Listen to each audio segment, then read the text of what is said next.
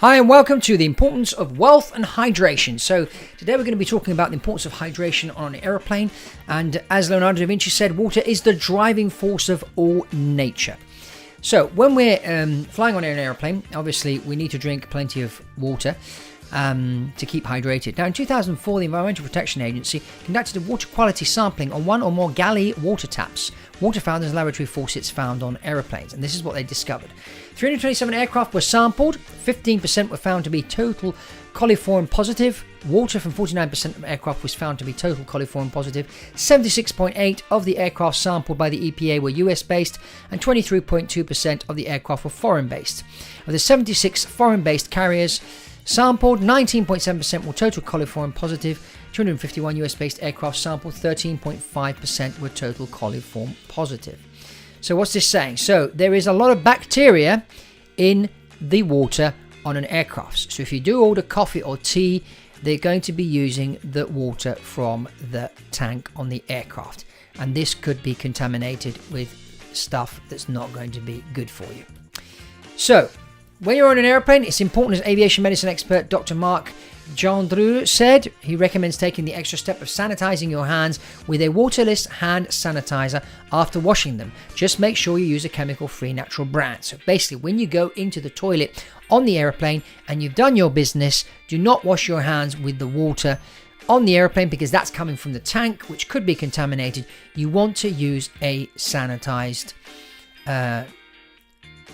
waterless hand sanitizer, or something with, for example, a hand sanitizer with essential oils like the one here in the slide, which will work really well. So carry one of those with you when you are traveling by air. Now our advice is to drink bottled water, because of course, as we just said, you don't really want a glass of water on the airplane because again it's going to come from the tank. So you want to drink bottled water. Buy your bottled water after you go through security, or while on the flight, ask the flight attendant for an unopened bottle. So, as Dr. Batmanagalegi, or Dr. Batman, as often he is called, read a very interesting book about water, and he says that we don't have to over-medicate, we need to hydrate. So hydration is important when you're on the ground. It's even more important when you're in the air, because of the air in the cabin is very dry compared to on the ground. So if you are a frequent flyer, you are a pilot, you are a flight attendant, you need to be hydrating as often as possible. There are many benefits of drinking water. As it says here, 2/3 of our bodies are made up of water, so it's very important to keep the hydration going. Now, interesting study here done by this guy called Victor Schauberger, who actually worked for Hitler in Nazi Germany. He was a scientist, naturalist, philosopher, inventor, experimenter, and with his work he made an extraordinary contribution to the knowledge of the natural world. He intuited what we now recognize as the quantum or subtle energy effects of water. His understanding was built up from shamanic and experimental observation of nature in the untamed alpine wilderness. His motto was observe and copy nature. Now, Victor Schauberger, his main discovery was that water needs to flow in a spiral motion in order to maintain its natural energy. Flowing through straight pipes will not bring out water's best qualities. Now, if you think of when you've been out in the forest or up in the mountains, you'll notice, and if you haven't done so, when you go next time, have a look and see the shape of the river or the stream or the lake, and you'll notice that they're not straight.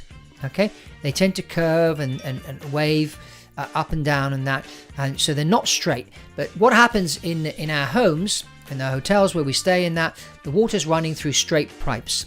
So what the flow of water has to flow in a spiral motion or in a wavy motion in order to be energized. And this is the thing that he noticed as he was observing nature in the forest.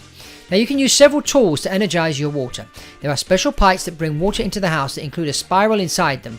This forces the water into a spiral action.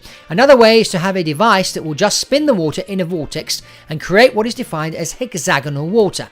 Now, here's an interesting, under the microscope, you see on the left-hand side here that hexagonal water compared to unorganized water, which is full of pollutants. So hexagonal water is really the way you want to go. Now, here's a live blood sample before and after drinking hexagonal water. As you can see, the before and after. So it's a lot healthier. The cells here are a lot healthier when the body has has basically absorbed the hexagonal water. You can use several tools to energize your water. Vortex Water Revitalizer. This is uses Mother Nature's vortex to bring the life back to the water in your whole home. So you can have this type of pipe, which, as you can see in the pictures here, which will basically keep spiralizing and create a spiralized vortex for the water as the water enters your home and comes out of the taps. Another way is to have a device that will just spin the water in a vortex. One device is a picture that has a top. The top is a little paddle that spins around. The top spins the water as if you were spinning the water in the picture with a spoon. You just spin it for 3 minutes or so and you'll create a vortex in the water. I have one of these in my home and it works really, really well. So we have a reverse osmosis system which filters the water from the tap, and then we pour that into this jug and we let it go for about 3, 9, 18, 27 minutes.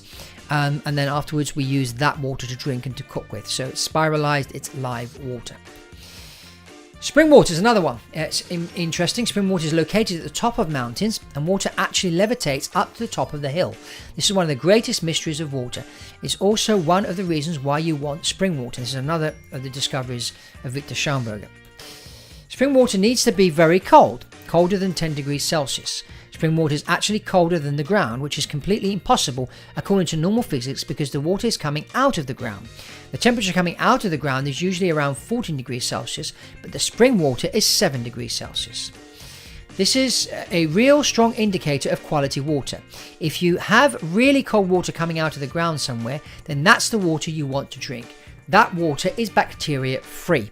Now, if you go onto this website, which is findaspring.com, it will tell you most places around the world where there is free spring water available, where you can go and basically fill some bottles up. You can also buy spring water at your local health food store.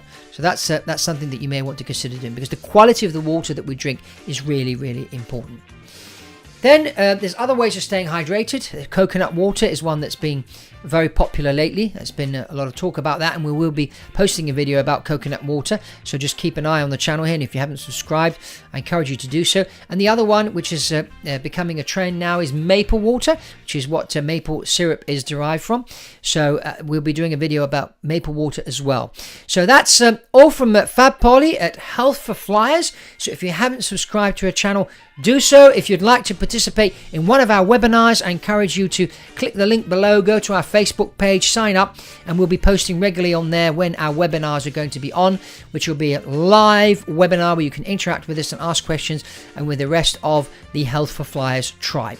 That's all from me, so subscribe, share this video, comment below. Any questions you want to ask, please do so, and we'll see you on the next one.